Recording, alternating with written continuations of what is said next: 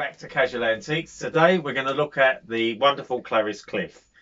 Clarice Cliff was born in 1899 and died in her 70s, sometime in the 1970s, 1972 I think.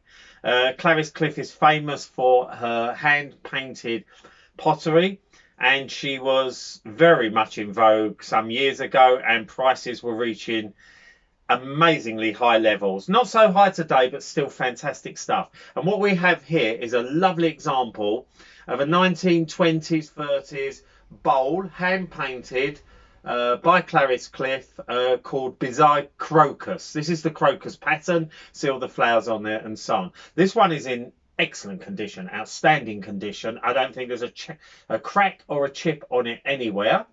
A few marks inside where people have been using it, so there's some marks inside. The lovely hand painting finish where it's not 100% perfect. The flowers are so detailed and so on.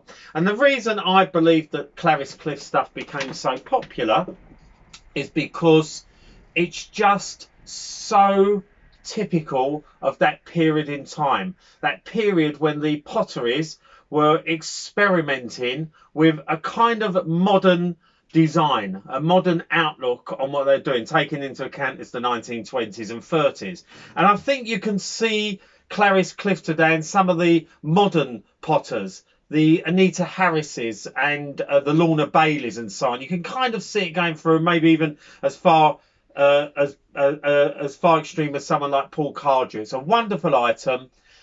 Sat on someone's shelf forever. Inanimate objects don't get any damage, obviously, so that's why it's in such wonderful condition. Some years ago, this would have gone an auction for maybe £300 to £500. Today at auction, you're looking at about 100 to 130. Retail, maybe 2 to 250, maybe 300 at a squeeze. In a top West End gallery, of course, this will sit on their shelf until someone comes in at £500–600.